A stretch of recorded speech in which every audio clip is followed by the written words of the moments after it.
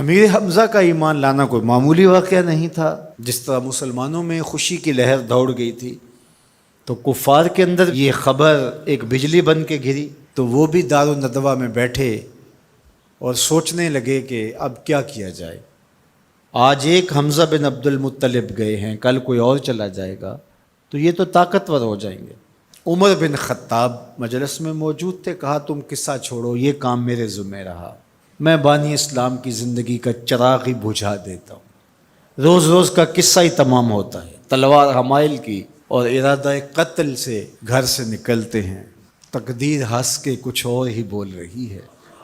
سودا لینے کے لیے بازار گئے، سودا لینے کے لیے بازار گئے، ہاتھ اس کے بکے جس کے خریدار گئے۔ تلوار حمائل کی ہے، بانی اسلام کی زندگی کا چراغ بجھانے کی آرزو ہے، گھر سے نکلتے 22 سال کی عمر ہے، جوانی ہے، بانکپن ہے، چہرے پہ جلال ہے، خطاب کا جری جواں بیٹا ہے۔ راستے میں ایک صاحب ملے، دیکھا اور کہا کہ کیا تیور ہیں اور ارادے کدھر کے ہیں؟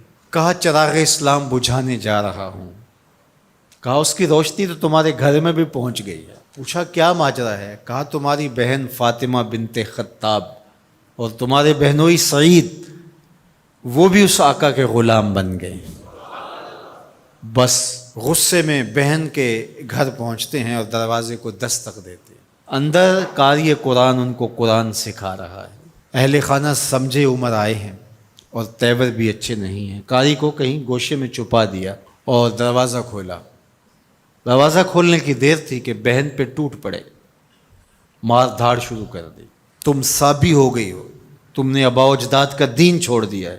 مار مار کے ان کو لہو لہان کر دیتے ہیں۔ تو بہن بولتی ہے عمر سنو، تم خطاب کے بیٹے ہو نا، میں بھی خطاب کی بیٹی ہوں، میں بھی اپنے موقف سے ہٹنے والی نہیں ہوں۔ حیرت زدہ ہو جاتے ہیں کہ اس عورت کے اندر یہ بجلیاں کیسے آ گئیں۔ تو سوچنے لگے اور کہا اچھا جو تم پڑھ رہے تھے مجھے بھی سناؤ۔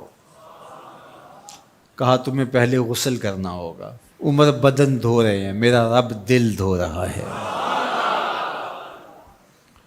اتنے میں قاری قرآن کے ورق لے کے آ گیا اور تلاوت ہوتی ہے طٰہٰ ما انزلنا علیک القرآن لتشقیٰ، اے 14ویں کے چاند محبوب، ہم نے قرآن اس لیے نازل تو نہیں کیا تھا کہ آپ مشقت میں ہی پڑ جائیں۔ تلاوت ہوتی جا رہی ہے، عمر کی آنکھوں سے آنسو ٹپکتے چلے جا رہے ہیں۔ کہا عمر کی عمر برباد ہو گئی، چلو مجھے حضور کی چوکھٹ پہ لے چلو۔ اللہ اکبر۔ دار ارقم میں حضور تشریف فرما تھے، تلوار اس طرح حمائل کی ہوئی ہے اور اسی حالت میں حضور کی دہلیز پہ جا رہے ہیں۔ دروازے کے سوراخوں سے دیکھا صحابہ نے، کہا کہ عمر آ رہے ہیں، تلوار ہے ہاتھ میں۔ تو حضرت امیر حمزہ نے کہا گھبرانے کی ضرورت نہیں ہے، اگر ارادہ خیر سے آ رہے ہیں استقبال کریں گے، خوش آمدید کہیں گے، بٹھائیں گے، عزت دیں گے، اور اگر ارادہ اچھا نہیں ہے تو اسی کی تلوار سے اس کا سر کاٹیں گے۔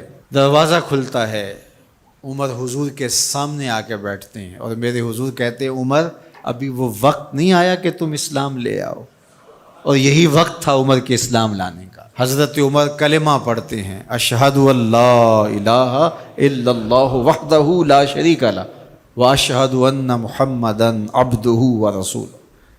جو ہی عمر کی زبان سے کلمے کی صدا سنتے ہیں صحابہ، اتنے زور سے اللہ اکبر بے ساختگی میں کہتے ہیں مکے کی گلیاں گونج اٹھتی ہیں۔ اللہ اکبر۔ اب ایمان لانے کے بعد جناب عمر حضور سے پوچھتے ہیں کہ حضور ہم حق پہ نہیں ہیں؟ فرمایا ہم حق پہ ہیں، اللہ کا دین سچا نہیں ہے؟ کہا اللہ کا دین سچا ہے۔ کہا کہ آپ اللہ کے سچے رسول ہیں؟ فرمایا ہاں میں اللہ کا سچا رسول ہوں۔ تو کہا پھر ہم چھپ کے نمازیں کیوں پڑھیں؟ ہمیں صحن حرم میں جانا ہوگا۔